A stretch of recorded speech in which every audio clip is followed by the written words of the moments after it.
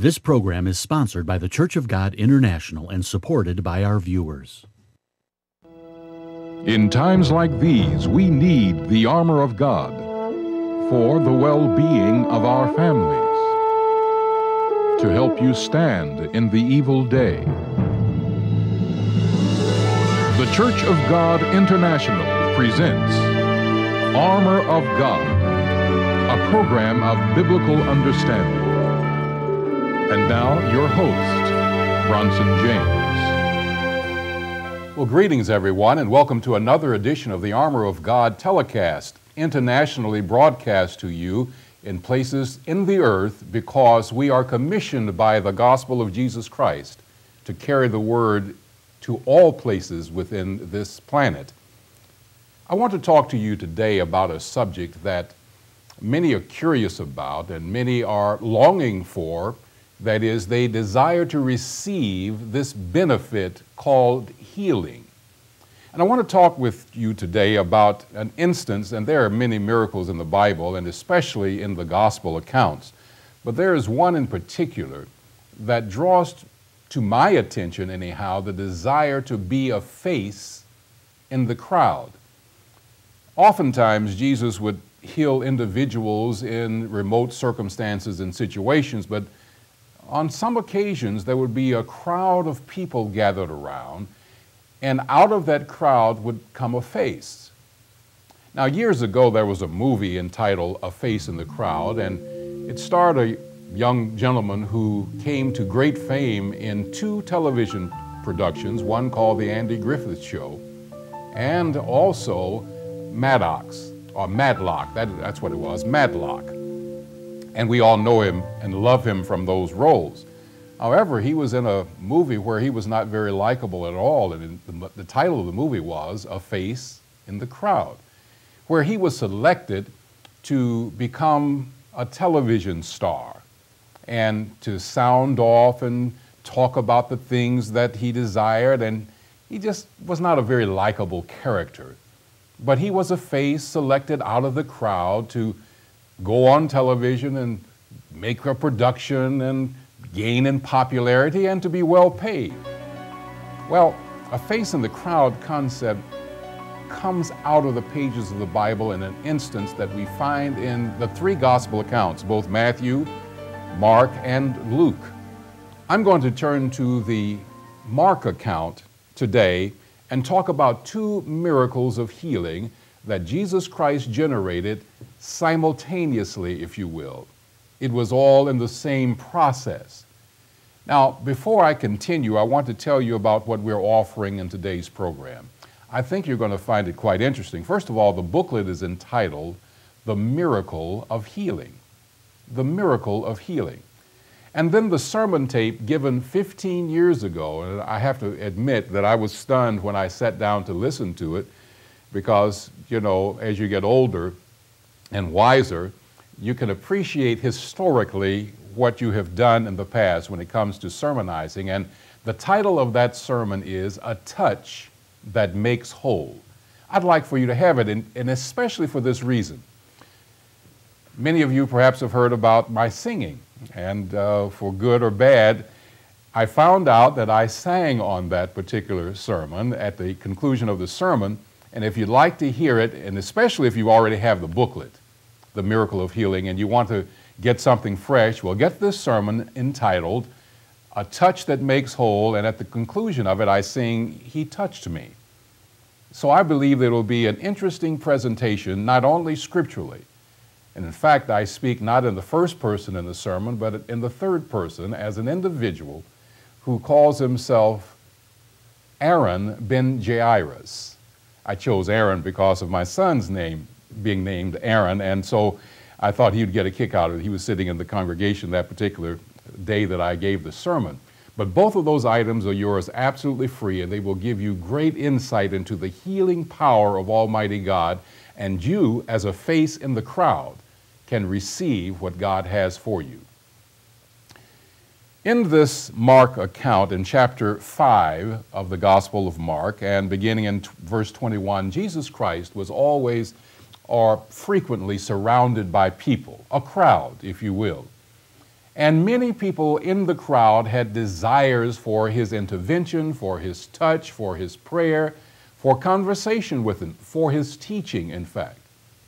And I just imagine in my mind's eye as I look into this dark camera, and imagine you sitting in a hospital room, perhaps, or in a hotel room, or maybe in your own home, maybe even behind prison walls. You have issues within your life that you desire God intervene about or for regarding your circumstance. And so I suggest to you that a touch from Jesus Christ can make you whole. And the scriptures encourage us to pursue it, to activate our faith in receiving from God that which he desires of us. Now, on such an occasion, Jesus, in verse 21, was passed over again by ship unto the other side. Much people gathered unto him, and he was nigh unto the sea. Note the expression much people, for it shows up again in later verses. Much people. Well, in verse 31 it says, the multitude thronged him. And earlier in this passage, much people. People gathered around, curious, yes, but desirous of something. And in the midst of this crowded circumstance, there was a woman who fought her way through the crowd. Here's how she's described in the scriptures. A certain woman which had an issue of blood 12 years. She had a hemorrhage. Now, I must admit that it's difficult to talk about this kind of subject because women, by the nature of things, hemorrhage once a month in their cycle. And I believe you all know what we're talking about. There are no naive individuals about that circumstance. But if you could imagine a woman plagued for 12 long years with a continuous hemorrhage, probably anemic because of the circumstance of the loss of blood. Now, she had gone to physicians, spent all the money she had according to the text, and had not obtained from them that which would alleviate her circumstance. She heard about Jesus, heard he was present in that area, that arena, and came to see him if she could and to press her way through the crowd. Now, for those of you who are biblically alert and sharp on this point, you know that in the Old Testament, in the book of Leviticus in particular, there are dictums or warnings against anyone who has a hemorrhage of blood or is unclean for any particular reason, should not be in the public, should not touch anyone because they transmit their uncleanliness then to whomever they touch. But this woman was so desperate that she came in the midst of a crowd and only within her mind concluded that if I could just simply touch the hem of his garment, I know I would be made whole. Imagine this face in the crowd. But there was something else going on simultaneously with her trek to Jesus. And that was a ruler of the synagogue, whose name was Jairus, had come to Jesus Christ with his own personal request, another face in the crowd. And this we find here in verse 22. Behold, there came one of the rulers of the synagogue, Jairus by name. When he saw him, he fell at his feet and besought him, that is Jesus, greatly, saying, my little daughter lies at the point of death. One account says that she was dead. I pray you, come and lay your hands on her, that she may be healed, and she shall live. Now, imagine having such a conviction that motivates you to leave where you are, come to where Jesus is, and make your requests known. Please, Lord, if you would just come and touch my daughter, she will be alleviated of all of her physical difficulties. She has a fever that won't break. She is nigh unto death. It looks like it's the closing for her. But you, my Lord, can make a difference. Have you ever thought about that? Have you ever prayed like that? Have you ever enforced within your mind a desire to receive the healing that comes only from Almighty God through Jesus Christ? I'm certain that you have, and perhaps you are even praying and concerned about your condition as we speak. We all have circumstances within our lives that we want to be changed by the Master. And I suggest to you that as a face in the crowd, that Jesus Christ can visit you and be touched with your infirmity and desire to activate himself in your life. So my friends, as we continue to look at this passage, I want you to think about the circumstance. Here we are, a crowd of people. The ruler of the synagogue comes, a man of faith, a man in the community of the saints, if you will, comes to Jesus Christ, makes his request known, and look at what happens when this request is made known. Verse 24 says, Jesus went with him, and much people followed him and thronged him. So here is this face in the crowd making that request, while simultaneously the woman with the hemorrhage is also making her way through the crowd, and in fact interrupts the trek by Jairus, the ruler of the synagogue, along with Jesus and others, to go to the ruler of the synagogue's home. It's interrupted. And this woman comes within her own mind. When she heard, it says in verse 27 of Jesus coming by, came in the press or the crowd behind him and touched his garment. The touch that makes whole. Now you might say in your own mind, you mean simply touching one as august as the Messiah can bring about a healing? Well, he simply doesn't have to touch. He can speak it. And the ministry that Jesus Christ has left upon this earth is also empowered in that way to simply lay hands upon, as the book of James says, and pray a prayer of faith. And the prayer of faith will bring healing to those who make the request. Do you believe that today, my friends? It's perhaps the only thing that is impeding your progress, a lack of persuasion, a lack of conviction, a lack of faith. Jesus Christ here in this moment of time, frozen for us by these two isolated situations, individual circumstances. But the power of Almighty God is going to be enforced and represented for all of us to consider in our own circumstance of life. So wherever you may be viewing this program, whatever your condition, whatever your circumstance, I am certain you can be motivated by this reality. Let's read on. This woman now is described as having suffered many things of many physicians. Now I have friends who are physicians and they do what they do, but have you ever suffered at the hands of physicians who merely practice medicine? I find that an interesting term, practice. That means, well, we'll try this, we'll try that. If this doesn't work, maybe that will work. Try this medication, try this circumstance, try this formula, try this diet. And by the process of our circumstance, we come to a reality that they quite haven't gotten it right. They haven't healed us. And how much money does it cost to see physicians today?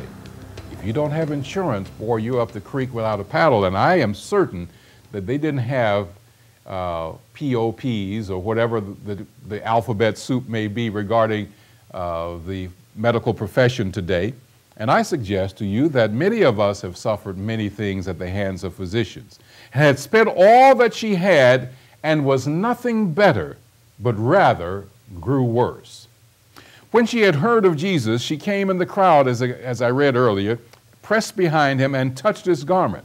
For she said within herself, this face in the crowd, she said, if I may touch but his clothes, I shall be whole. What faith, what confidence. Now, she had tried everything humanly possible, perhaps even diet, and obviously seeing physicians, maybe even fasting within her life, and it had not materialized, the healing had not materialized for her. For she said, if I will just touch his clothes, I shall be whole. And straightway the fountain of her blood, the hemorrhage that she had experienced for 12 long years, dried up. Now, I have to tell you that if you're in a crowd of circumstance like that, where all around you people are jostling and bustling, and you know within yourself, within this Jewish community, what the Old Testament had taught about being unclean until 7 days before you could even go to the temple in a circumstance that she had experienced. And yet there she was in the crowd, touching the Master. And in touching the Master, an amazing thing happens. The hemorrhage is healed. It's cured. Now, I would have to say that in a circumstance like that, you might want to let out a sound of joy, of appreciation. My Lord, my God, you have healed me. That which has been a problem for 12 long years has ended. A face in the crowd. It goes on to suggest this. Jesus, immediately knowing in himself that virtue or power, the Greek word for power is dunamis, and dunamis is a word from which we derive the term dynamite. Dynamite, a power, had gone out of him. He knew immediately that within himself virtue or power had gone out of him, turned around in the crowd and said, "What or who touched my clothes?" That means that she didn't grab him physically or touch him in a very powerful kind of way. No, she merely touched his clothes. One of the accounts says, the hem of his garment, which gives an indication that she may have crawled through the crowd. To touch the hem of his garment means she had to prostrate herself. She had to lower herself. She had to humble herself. And really, when you think about healing and the faith required to receive it, it means that we must humble ourselves before God and say, we need what we need. We have to confess it. We can't hide it. We can't obscure it. We can't blot it out, but in fact must confess, I need you, Lord. That's what she did. And as a result of this, the healing that she experienced, the plague, as it was called here in the scripture, was stinted. Jesus says, somebody has touched me, and his disciples who were with him said this, can't you see, Lord? There was a little attitude there, you know. Look at this multitude of people. Look at the people pressing around you. Look at this crowd. And you're talking about somebody touching you? But friends, there are things that can touch Jesus that many folk can ignore and be blind about. And that is the distinction of Jesus Christ from other people. He was moved and touched. When they said, there's a throng around you, how can you say who touched me? Well, he looked around and about to see her that had done this thing, but the woman fearing and trembling, that is, was in awe and reverence and respect, knowing what was done in her, fell down before him and told him all the truth. And here was Jesus' response to such a confession. He said unto her, daughter, your faith has made you whole. Go in peace and be whole of your plague. Right in the middle of traversing with the ruler of the synagogue back to his home for a daughter who is in dire straits, nigh unto death, Jesus had time to pause for a face in the crowd and still had power to respond to the other face in the crowd. Friend, are you a face in the crowd today? Are you desirous of Jesus Christ to do what he did for Jairus' daughter and for this woman with the issue of blood? If you are, I recommend to you that you can obtain it. The material we're offering today will help assist, enliven your mind, give you vision, give you determination to acquire that which the Bible promises to all believers. While he yet spake there with the healing of this woman, very powerful. You think the crowd would have gone into a frenzy about this, like, wow, You know, of course, now you have to confess, nobody saw her illness. She didn't have a withered hand. She was not blind. She wasn't sitting by the wayside. So how do you know that she was even ill or suffering this plague? We only know from the account. When she confessed to Jesus her condition, her previous condition, and now she's healed, then Jesus told her why she became healed. But at the same time, friends, there is something going on that you need to consider. And what is that? Well, here in verse 35, we read the following. While he yet spake, there came from the ruler of the synagogue's house certain people, which said unto him, Your daughter is dead. Friend, that had to be astonishing. Here you're standing waiting for Jesus to respond to your request, to come with you to your house where your daughter is in fever and lying nigh unto death, and you get word now, she's dead. Would your response be, well, if the master had come without being distracted, if this woman hadn't bothered him in the crowd, that face in the crowd, then my daughter wouldn't have died. But this man had faith yet. For, here's what we read in the account. Why bother you the master any further, he was told by those who came to him.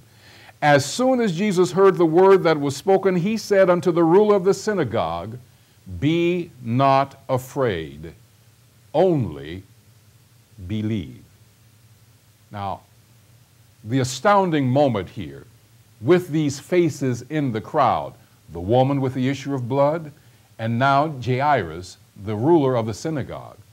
It's astounding when you think about it.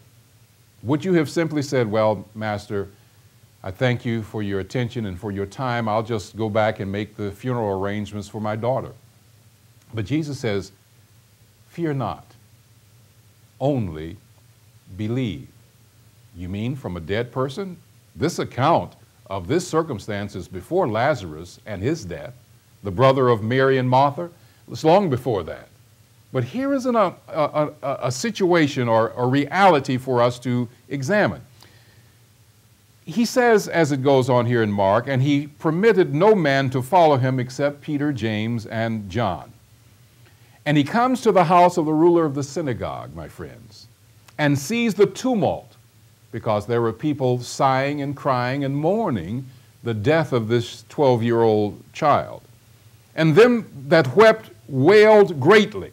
And when he had come, he said unto them, Why make you this ado, and weep? The damsel, the young child, is not dead, but sleeps. Now, this is a powerful moment for us to learn something about death. It's a profound sleep from which people can be awakened. Even in the resurrection that Paul wrote about in 1 Corinthians 15, he talks about we shall not all sleep. It's a profound sleep, a sleep that you can't easily shake someone from, except you be a face in the crowd where Jesus is, where he comes to your aid and to your benefit. What's the result of this circumstance? Let's read on. Verse 39, and when he was come in, he said unto them, Why make you this ado? In verse 40, they laughed him to scorn. You see, they weren't in the crowd where the woman with the issue of blood was, so they didn't know the power of Jesus to heal. But when he had put them all out, he takes the father, the mother of the damsel, and them that were with him, Peter, James, and John, and entered into where the damsel was lying. And he took the damsel by the hand and said unto her, Talitha cuma, which simply means, Damsel, I say to you, arise.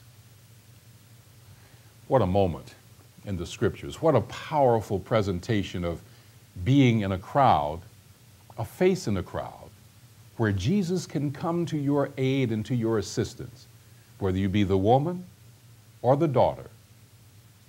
I must confess that healing is something that is so beneficial to us and so accessible to us, but sometimes because of fear, sometimes because of doubt, we cannot receive what Jesus has for us. Won't you get in touch with us today to receive the free material that will enhance your understanding? The booklet entitled The Miracle of Healing, and then the sermon entitled a touch that makes whole. Both of these can be absolutely free to you when you simply dial toll-free 1-888-578-8791, or hit us up on our website. We certainly would appreciate hearing from you. That's www.cgi.org. And I'd like for you to just wait now and listen to my colleague as we prepare to leave on this telecast today. It's wonderful serving you through this medium. So all of us from the Armor of God would always like to remind you, put on the whole armor of God, my friends, that you will be able to stand in the evil day. You know, the stories about Jesus' healing experiences are fascinating. I remember also the story, Bronson didn't mention it, but of the man who was lowered in through the roof. Remember, Jesus was in a home, and they lowered him. He was surrounded by a crowd, and they lowered him right in the front of the crowd, right there at his feet. And Jesus healed the man and told him to take his bed and get up and walk. And then Zacchaeus, remember him, the guy, the little guy that was in the tree, and he wanted to see Jesus as Jesus was coming down through the area, and Jesus saw him up in the tree because he was so excited about seeing him, and Jesus pointed him out and said, "Zacchaeus, tonight is your night. Let's go to your house and have dinner." And then when Jesus got there, remember the statement that he said? "Salvation has entered into your home this day." Wow, I mean, can you imagine Jesus Christ being in your house saying those things? And then, as was mentioned also by Bronson regarding the woman and the issue of blood, and of course Jairus' daughter who was raised from the dead. You know what all these people had in common when you really consider it? They all came to Jesus.